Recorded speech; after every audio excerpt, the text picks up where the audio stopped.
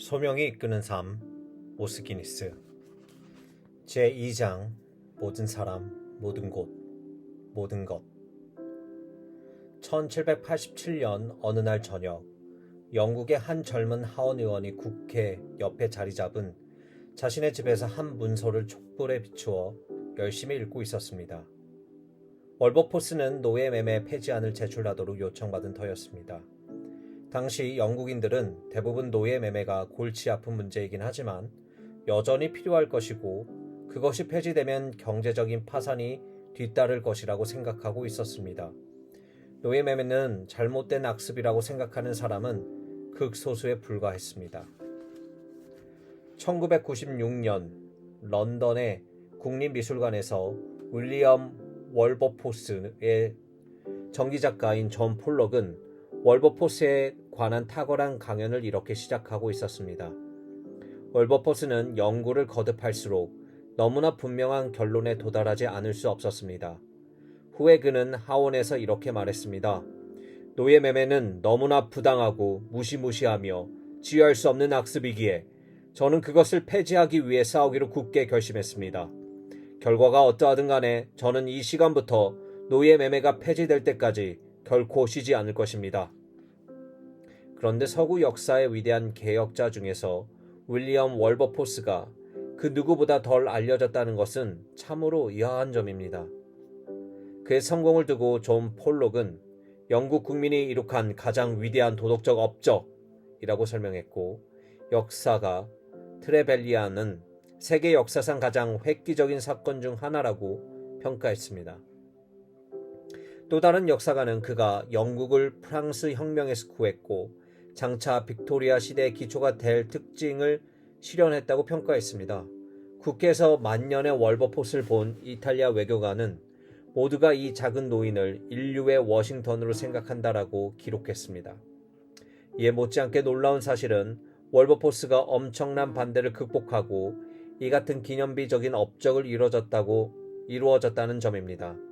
인물로 보자면 그는 코가 지나치게 길고 몸이 약한 편이어서 어느 모로 보나 못생기고 작은 사람이었으며 당시에 경멸받던 복음주의자 혹은 열렬신자였습니다. 그가 이루고자 했던 과업을 보자면 당시의 노예제는 거의 전 세계적으로 용인되고 있었으며 노예 매매는 대영 제국의 경제에 오늘날 미국의 방위 산업만큼이나 중요한 비중을 차지했습니다. 그의 반대 세력을 보자면 막강한 상인들, 해군 제독 넬슨경 같은 식민지 기득권 세력, 대부분의 왕족을 망라하고 있었습니다.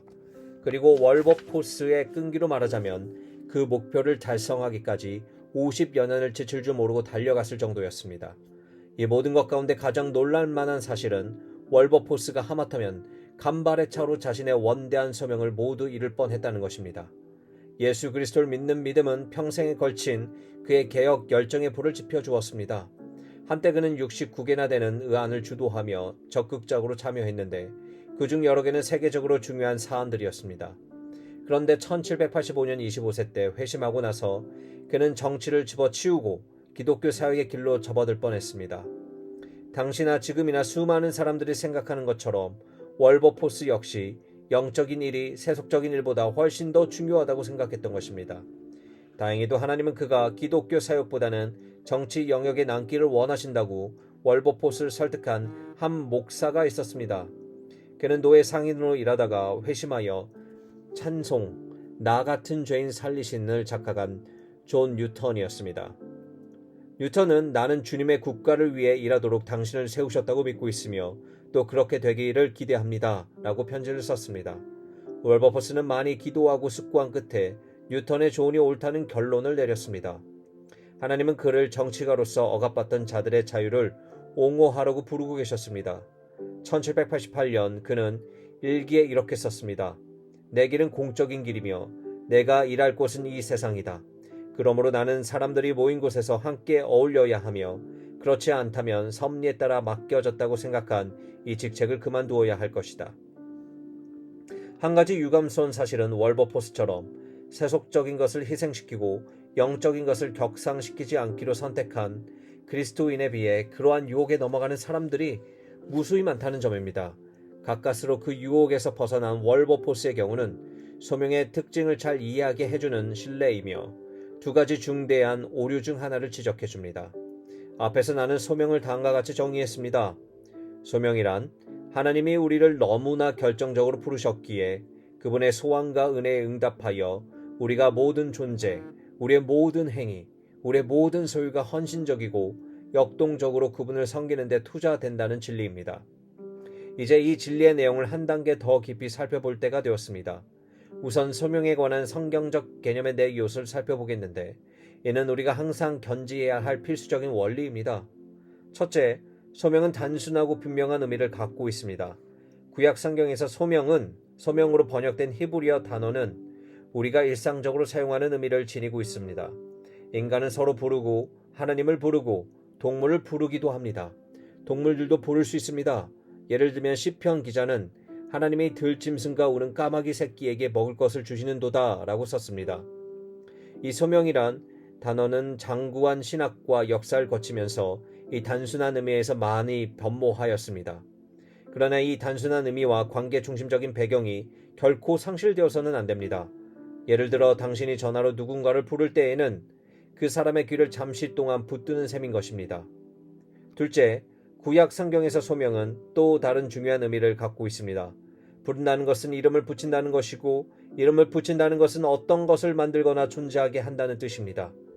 그래서 창세기 1장에서 하나님이 빛을 낮이라 칭하시고 어둠을 밤이라 칭하셨다라고 나옵니다. 이렇게 칭하는 것은 어떤 것을 확인하기 위해 그저 이름표를 붙이는 것과는 거리가 멉니다. 그처럼 결정적이고 창조적으로 이름을 붙이는 행위는 그것을 만들어내는 것과 같습니다. 그러므로 하나님이 이스라엘을 부르셨을 때 이스라엘이라는 이름을 붙이셨고 그를 통해 이스라엘을 자기 백성으로 제정하시고 창조하셨던 것입니다. 소명이란 현재 우리의 모습 및 행위와 관련될 뿐 아니라 하나님이 부르심으로 장차 우리가 될 모습과도 관련됩니다. 따라서 이름 붙이기 부르기는 현재 모습과 장래의 모습을 융합시킨 것입니다. 셋째, 소명은 신약 성경에서 더욱 특징적인 의미를 갖게 됩니다. 그것은 구원과 거의 동의어입니다. 이런 맥락에서 하나님이 사람들을 그리스도를 따르는 자가 되도록 그분께로 부르신다는 의미로 소명, 부르심이 사용된 예가 압도적으로 많습니다. 하나님이 이스라엘을 불러 그분이 백성이 되게 하신 것 같이 예수님은 자기 제자들을 부르셨습니다. 그리스도를 따르는 자들 전체는 부름받은 자들, 교회를 뜻하는 헬라어 에클레시아의 어원의 공동체입니다. 이 같은 하나님의 결정적인 부르심이 구원입니다.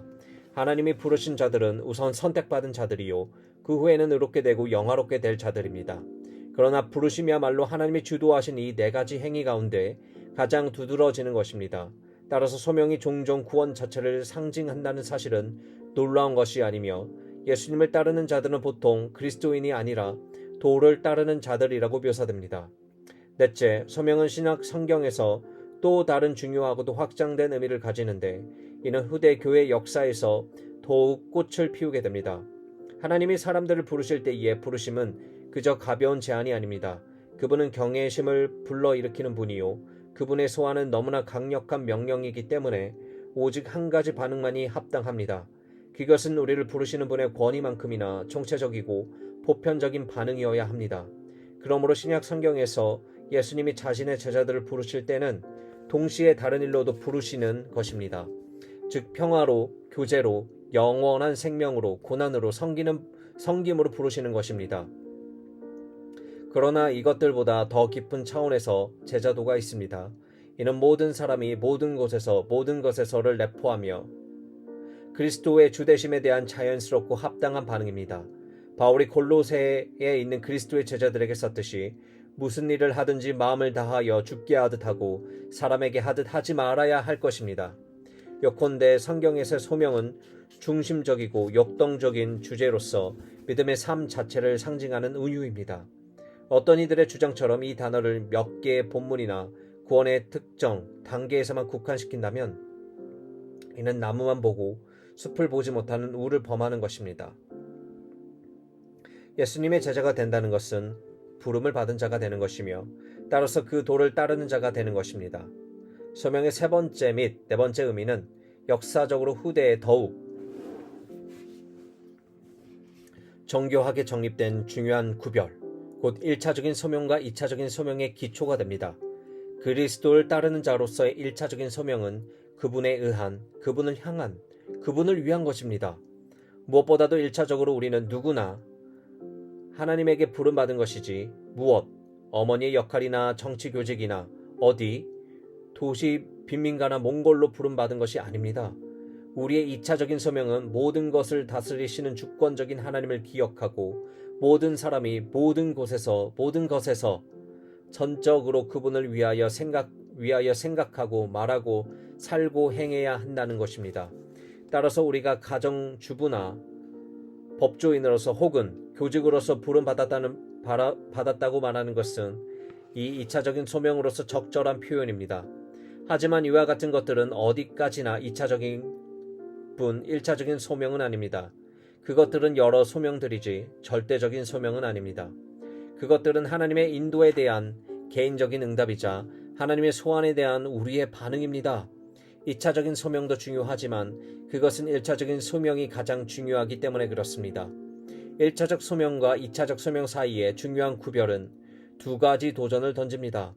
하나는 두 소명을 함께 붙드는 것이고 또 하나는 그 둘이 올바른 순서에 놓이도록 하는 것입니다. 환원하면 우리가 소명을 제대로 이해한다는 것, 첫째 것이 첫째 자리를 지키도록, 즉 1차적인 소명이 항상 2차적인 소명 앞에 오도록 해야 합니다. 그러나 동시에 1차적인 소명이 2차적인 소명으로 이어지도록 해야만 합니다. 교회는 이러한 도전들에 잘못 대처하여 두 가지 커다란 오류를 초래했고 그 결과 소명의 진리를 왜곡시켰습니다. 그것을 카톨릭적 왜곡과 개신교적 왜곡이라고 부를 수 있습니다. 그리스도를 따르는 자들에게 소명의 진리는 모든 사람이 모든 곳에서 모든 것에서 삶 전체를 하나님의 부르심에 대한 응답으로 사는 것을 의미합니다. 그런데 종종 이 같은 소명의 총체적인 성격이 왜곡되어 세속적인 것을 희생시킨 채 영적인 것을 격상시키는 일종의 이원론이 되었습니다. 이를 카톨릭적 왜곡이라고 부를 수 있는데 이러한 왜곡이 카톨릭 시대에 발생했고 지금도 카톨릭 전통의 주류 입장이기 때문입니다. 초창기 카톨릭적 왜곡의 실내는 가이사랴 주교였던 유세비우스가 쓴 복음의 증거에 나와 있습니다. 유세비우스는 문체가 다소 거칠긴 하지만 다작의 필자로서 사도시대로부터 당대에 이르는 초대교회의 대표적인 역사가였습니다. 그는 주 312년에 있었던 콘스탄티누스의 회심 직전 교회의 영적 상황과 로마 제국에 대한 귀중한 증거를 제공합니다. 유세비우스는 그리스도께서 교회 두 가지 생활 방식을 주셨다고 주장합니다.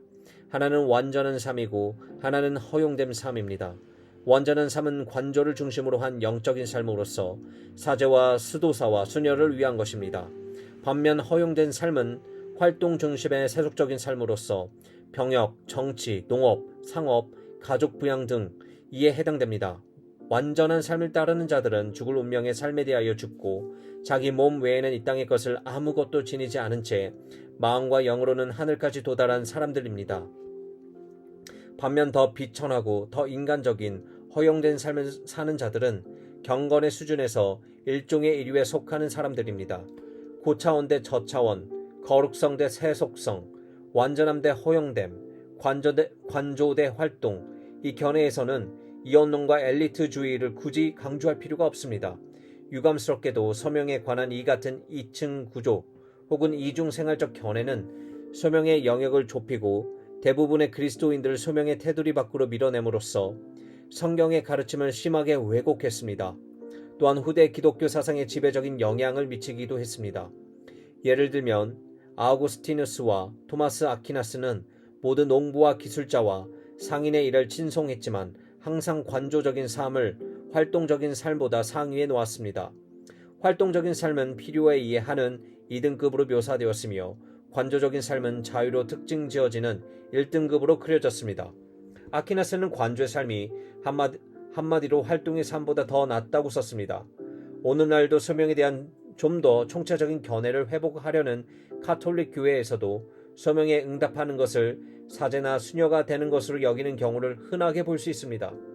1520년에 나온 마르틴 루터의 글 교회의 바벨론 강금은 오랜 세월 동안 경직된 계층주의와 영적 귀족주의로 점철된 그 세에게 청천벽력과 같았습니다. 아우구스티누스 우파 수도사였던 루터는 모든 성직을 철폐하고 모든 서원을 상갈하고 요구했습니다. 그 이유는 무엇이었을까요? 관조적인 삶은 성경적인 근거가 없기 때문이었습니다. 그런 삶은 위선과 교만을 더할 뿐입니다. 그것은 독단을 낳고 평범한 그리스도인의 삶을 경멸하게 만든다라고 그는 썼습니다. 그러나 이처럼 과격한 제안도 루터가 그 다음에 쓴 단락에 비하면 아무것도 아닙니다. 수도사와 사제의 일이 아무리 거룩하고 힘들다 하더라도 하나님이 보시기에는 시골 사람들이 들에서 하는 노동이나 여성이 하는 집안일과 조금도 다르지 않다. 모든 일은 하나님 앞에서 믿음으로 측량될 뿐이다. 사실 종이 집에서 하는 육체 노동이 때로는 수도사나 사제가 하는 금식이나 다른 모든 일보다 하나님이 받으시기에 더 합당한데 그것은 수도사나 사제에게 믿음이 없기 때문이다. 만약 신자가 하는 모든 일이 믿음에서 나오고 하나님의 영광을 위해 행해진다면 모든 이원론적인 구별은 무너집니다. 고차원 저차원, 성스러운 세속적인, 완전한 허용된, 관조적인 활동적인 1등급 2등급의 구별이란 더 이상 없습니다. 소명이란 모든 사람이 모든 곳에서 모든 것에서 하나님의 1차적인 부르심에 반응함으로써 자신의 2차적인 부르심을 성취하는 것입니다. 루터가 보기에는 농부와 상인, 우리의 경우에는 사업가, 교사, 공장 노동자, 아나운서 등 이목사나 선교사와 마찬가지로 하나님의 일을 할 수 있었습니다. 진정한 소명을 회복한 것이 문화적으로는 엄청난 영향을 미쳤다는 것은 전혀 놀랄 일이 아닙니다. 소명은 일상적인 일에 존엄성과 영적 의미를 부여했으며 한가로움과 관조를 왕자에서 끌어내렸습니다. 소명은 일의 계층 구조를 깨뜨림으로써 평범한 사람의 일상적인 일에 동등함을 부여하고 민주주의로 향하는 중요한 자극제 역할을 했습니다. 소명은 일, 검약, 장기 계획 등과 같은 실제적인 일들을 강조함으로써 근대 자본주의 발흥에 강력한 영향을 미쳤습니다. 소명은 삶의 모든 영역에서 그리스도를 주님으로 모시려는 노력에 박차를 가함으로써 교회뿐 아니라 종교개혁이 일어난 국가들의 세계관과 문화를 변혁시켰습니다. 소명은 재능의 개념에서 새로운 의미를 부여함으로써 더 이상 그것을 영적 은사로만 보지 않고 현대적인 의미의 천부적인 재능으로 보게 만들었습니다. 직업으로 하는 일은 사람들에게 그리 대단한 일은 아닙니다. 알다시피 정신에 대해 일이 매우 작게 느껴지는 것은 공장의 생산 라인에서 일하는 노동자에게만 해당되는 사실이 아닙니다. 당신도 내가 하는 일에 정신을 쏟아붓는다면 금방 그만두고 싶을 것입니다. 그래서 감히 그렇게 하지는 않을 것입니다. 정신은 딴 데 둔 채 일하는 거죠. 내 정신은 내 일과 너무나 동떨어져 있습니다. 이를 수입원으로 생각하는 것만 제외하고는 말이죠. 정말 부조리한 일입니다. 펜실베니아 주의 작가 노라 왓슨은 28세 때 건강서적을 출판하는 기관에서 일하고 있었습니다. 그녀는 일이란 책을 쓰고 있는 스터즈 터클과 인터뷰를 하게 되었습니다. 터클은 보통 사람들 대상으로 자신이 하루 종일 하는 일이 무엇이고 그 일에 대해 어떻게 느끼고 있는지를 인터뷰하는 중이었습니다. 터클이 인터뷰를 진행하면서 발견한 것은 일이란 일용한 양식을 얻기 위해 애쓰는 가운데 매일의 의미를 모색하는 활동과 관련된다는 사실이었습니다. 대부분의 사람들이 마지못해 일을 하는 편과 이를 매우 싫어하는 편 사이에 어디엔가 위치해 있었습니다. 그러나 인터뷰에서 계속 반복된 주제는 의미를 느끼고자 하는 갈망이었습니다. 그것은 소명이 일과 직업에 선행하여 그것들을 이끌어갈 때 충족될 수 있는 갈망입니다. 노라 왓슨은 좌절감은 단지 그녀의 일 때문 아니었습니다. 그녀는 자신의 경험과 서부 펜실베니아의 작은 산동네에서 목사로 일했던 아버지의 경험이 대비되어 더욱 절망스러운 기분이 들었습니다. 그녀는 이렇게 설명했습니다. 우리 아버지는 목사였습니다. 나는 아버지가 하는 일을 좋아하지 않았지만 그 일은 아버지의 소명이었죠. 소명이란 그분의 일에서 중요한 부분이었어요. 그냥 아침에 일어나 일하러 가서 출근부에 도장 찍는 것이 아니었습니다. 그 일은 아버지의 진짜 직업이었습니다. 나도 내 일이 그렇게 되기를 기대했습니다. 아버지의 일에는 부정적인 점이 많이 있었지만 그래도 아버지는 상과 일을 통합시키는 것이 가능함을 보여주셨지요. 내가 하는 뜻깊은 일보다 더 즐겁게 할 만한 일이 없기 때문에 일거리를 집에까지 가져오는 것이죠. 일에 대한 노라 왓슨의 고통스러운 토론은 사회 계층의 맨 밑바닥에 있는 사람들이나 맨 꼭대기에 있는 사람들을 대변하지는 않습니다. 전자에서는 이러한 분석 자체가 사치입니다. 그들은 먹고 살기 위해 일하기 때문입니다. 후자의 경우는 그런 분석이 군더더기에 불과합니다. 그들은 대개 만족스럽게 일하고 충분한 보상을 받기 때문입니다. 노라와 쓰는 현대사회에서 다람쥐 쳇바퀴 돌듯 일하는 수많은 사람들을 대변합니다. 직업적인 일이든 다른 유의 일이든 깊은 소명의식이 없다면 결코 만족감을 얻을 수 없습니다. 그러나 소명 자체도 누군가 부르는 자가 없다면 공허할 뿐입니다. 단순한 일과 구별할 수 없습니다. 이와 똑같은 딜레마가 이론적인 차원에서도 뚜렷하게 나타납니다. 예를 들면 최근에 한 베스트셀러 작가는 우리가 그저 살아가는 것이 아니라 인생을 만들어 가야 하며 그렇게 하려면 일의 세계에 가치관과 소명을 주입해야 한다고 주장합니다. 깊이 공감할 수 있는 주장입니다. 그는 그러한 새로운 패러다임을 갖게 되면 일은 개인적으로나 사회적으로 변혁을 일으키는 통로가 될 수 있다고 주장합니다. 그런데 그렇게 주장하는 근거는 무엇입니까? 저자는 일의 의미와 높은 목적의식을 부여하기 위해 소명이라는 오래된 단어를 다시 사용합니다. 그러나 불러주는 인격적 신은 없다고 믿는 사람들에게 소명은 도대체 무엇입니까? 그의 답은 직업을 다음과 같이 재정의한 것이었습니다. 그것은 해야 할 필요가 있는 어떤 일의 부름, 곧 소환입니다. 이 대답은 무엇을 뜻합니까? 현대 일에는 의미가 부족합니다. 의미는 소명의식에서 나옵니다.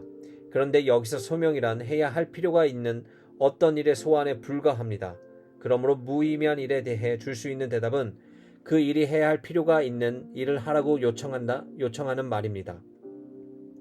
그러나 이는 종종 일을 더 무의미하게 할 뿐입니다.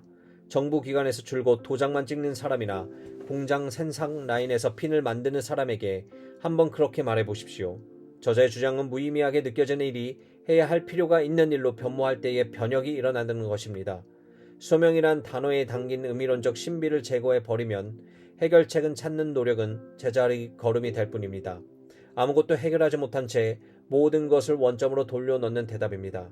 그의 논지가 공허하다는 것은 일 중독증에 대한 칭찬할 만한 대답에서 가장 선명하게 드러납니다.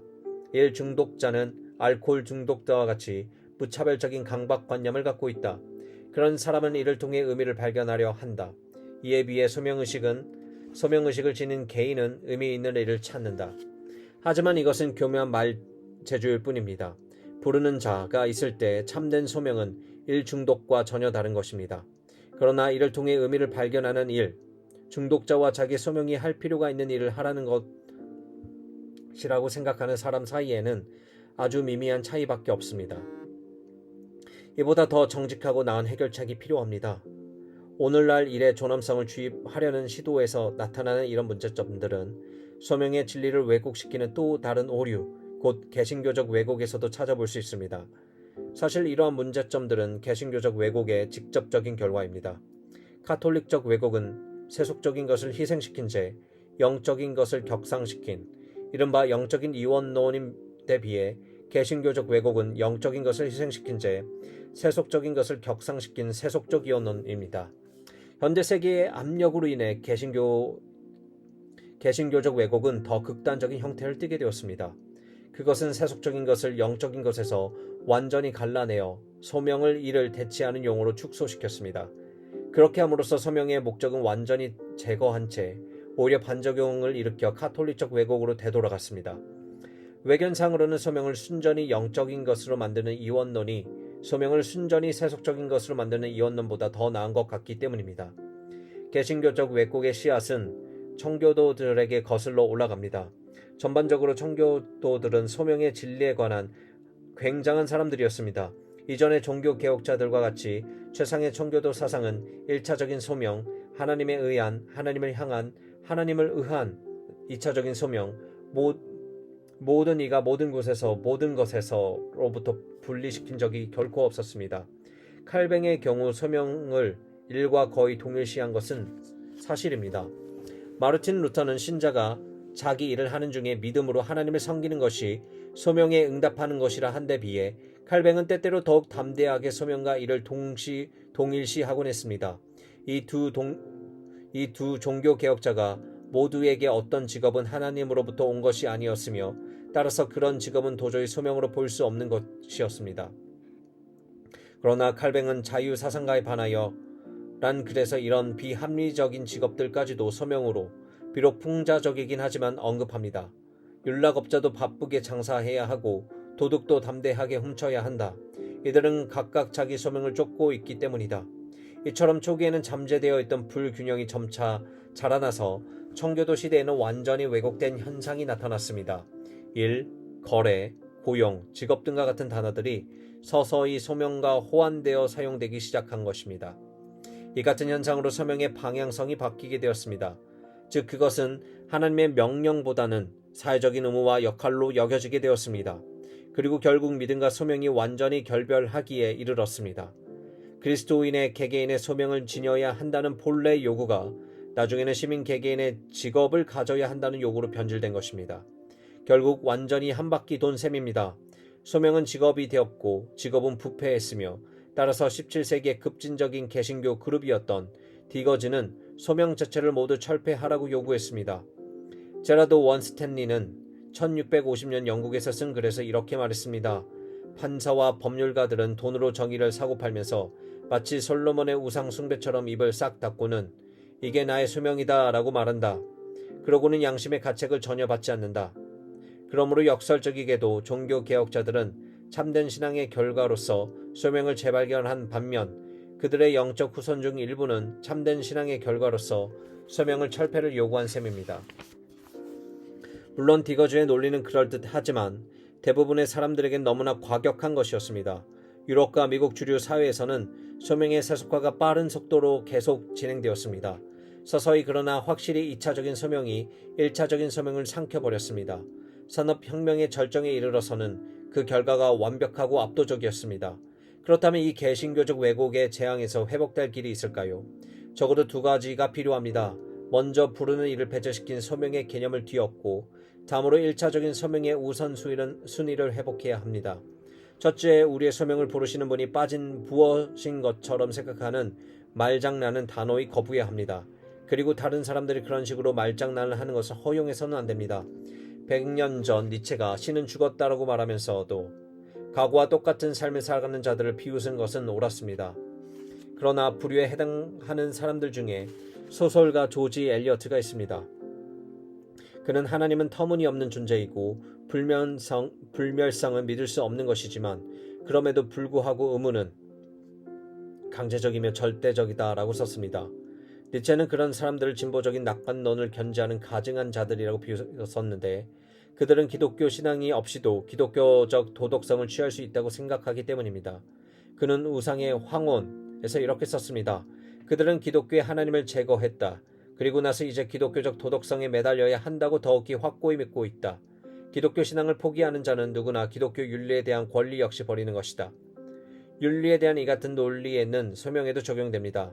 C.S. 루이스의 설명에 따르면 부르시는 분이 존재하지 않는다고 믿으면서 소명에서 의미를 끌어내려는 사람은 전시 상태에서 빵이 부족할 때 자기는 항상 토스트를 먹어왔기 때문에 문제가 되지 않는다고 말한 여자만큼이나 멍청하고 꼬집습니다. 부르시는 분이 없다면 소명도 없습니다. 단지 일만 있을 뿐입니다. 둘째, 좀 더 적극적으로 1차적인 소명을 우선적인 위치로 복귀시켜야 합니다. 그러기 위해서는 소명의 배경이 되는 예배를 회복하고 소명의 핵심인 예수님에 대한 헌신을 회복해야 합니다. 이와 관련해서는 오스왈드 챔버스보다 더 확실한 안내자가 없을 것입니다. 예수 그리스도에 대한 충성과 경쟁 관계에 있는 것은 무엇이든 경계하라. 그분에 대한 헌신의 최대의 경쟁자는 그분을 섬기는 활동이다. 하나님이 우리를 부르신 유일한 목적은 하나님을 만족시키는 것이지 그분을 위해 어떤 일을 하는 것은 아니다. 이를 너무나 즐기고 좋아하다가 사실상 이를 예배하는 지경이 되어 예수님에 대한 헌신이 중심에서 밀려나고 있지 않습니까? 섬김의 활동, 유용성, 하나님을 위해 생산성 있게 일하는 것을 강조하는 나머지 막상 그분을 잊어버리지는 않습니까? 우리는 자신이 중요한 인물이라는 것을 입증하고자 애쓰고 있지는 않습니까? 이 세상에서 영향력을 미치기 위해 우리의 이름을 길이 남기기 위해 하나님의 부르심은 그처럼 인간적인 길로 빠져들지 않게 해줍니다. 우리는 1차적으로 어떤 일을 하도록 혹은 어디론가 가도록 부름받은 것이 아닙니다. 우리는 누군가에게 부름받았습니다. 먼저 특별한 일로 부름받은 것이 아니라 하나님께로 부름받았습니다. 부르심에 대한 올바른 응답은 다른 누구도 아닌 오직 하나님께만 헌신한다는 것입니다.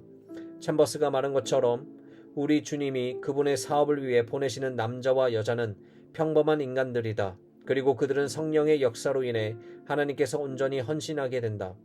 그의 글에 가장 자주 등장하는 문구는 절대적으로 그분의 것이 되라라는 말입니다.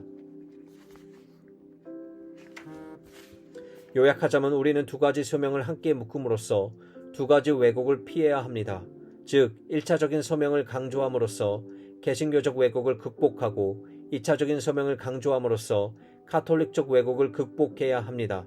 이원론적 소명을 무력하게 하지만 총체적인 이해는 소명을 위력을 발휘하게 합니다. 즉 하나님의 것이 되고자 하는 열정은 소명에 응답하는 모든 이의 에너지를 모으게 됩니다. 묵상 질문. 당신의 삶 전체를 통합시켜주는 중심점을 찾기 위해 최선을 다하겠습니까? 당신의 고상한 생각, 헌신적인 노력, 깊은 감정, 모든 능력과 자원을 생의 마지막 순간까지 지탱시켜줄 소명의식을 발견하고 싶습니까? 당신은 어떤 값을 치르더라도 전적으로 영원히 그분의 것이 되기를 소원합니까? 그리고 첫 번째 것은 항상 첫 번째 자리에, 두 번째 것은 그 자리에 두기를 원하십니까? 나사렛 예수 음성에 귀 기울이고 그분의 부르심에 응답하십시오.